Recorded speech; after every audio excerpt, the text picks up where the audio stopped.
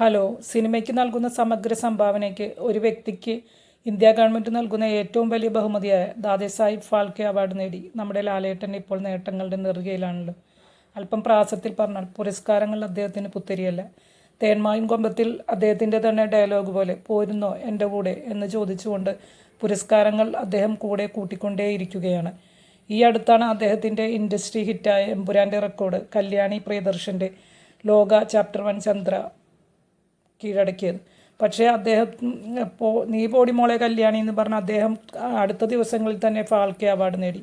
അദ്ദേഹം റെക്കോർഡുകളും അംഗീകാരങ്ങളും അദ്ദേഹത്തെ തേടിക്കൊണ്ടേയിരിക്കുകയാണ്. അതിനുശേഷം ഈ അടുത്താണ് അദ്ദേഹത്തിൻ്റെ ഹൃദയപൂർവ്വം എന്ന സിനിമ 100 കോടി ക്ലബിലെത്തിയത്. എപ്പോഴും അദ്ദേഹം റെക്കോർഡുകളുടെ കൂട്ടുകാരനാണ്, അംഗീകാരങ്ങളുടെയും.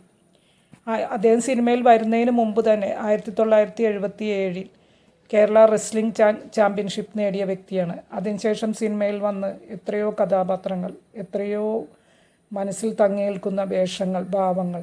1986 ലാലേട്ടൻ ഏറ്റവും നല്ല നടനായി തിരഞ്ഞെടുക്കപ്പെടുമ്പോൾ അദ്ദേഹമായിരുന്നു ആ ഒരു അവാർഡ് കിട്ടുന്ന ഏറ്റവും പ്രായം കുറഞ്ഞ വ്യക്തി.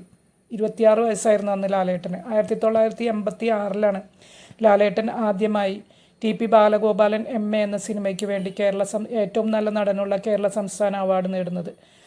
20 വർഷങ്ങൾക്ക് ശേഷമാണ് ആ റെക്കോർഡ് തകർക്കപ്പെട്ടത്. 2006 വാസ്തവം എന്ന സിനിമയ്ക്ക് വേണ്ടി പൃഥ്വിരാജ് നല്ല നടനുള്ള കേരള സംസ്ഥാന അവാർഡ് നേടുമ്പോൾ അദ്ദേഹത്തിൻ്റെ പ്രായം 24 വയസ്സായിരുന്നു. റെക്കോർഡുകൾ തകർക്കപ്പെടുമ്പോഴും പുതിയ പുതിയ റെക്കോർഡുകൾ ലാലേട്ടൻ നേടിക്കൊണ്ടേയിരിക്കുകയാണ്. മലയാളത്തിൽ നിന്ന് ആദ്യമായി ഒരു സിനിമ 100 കോടി ക്ലബിലെത്തുന്നത് ലാലേട്ടൻ്റെ പുലിമുരുകനിലൂടെയാണ്. അത് കഴിഞ്ഞ് 200 കോടി ക്ലബിലെത്തുന്ന സിനിമ മഞ്ഞുമൽ ബോയ്സാണ് ഏറ്റവും ആദ്യം നേടിയതെങ്കിലും അതൊരു മൾട്ടി സ്റ്റാറർ സിനിമയായിരുന്നു.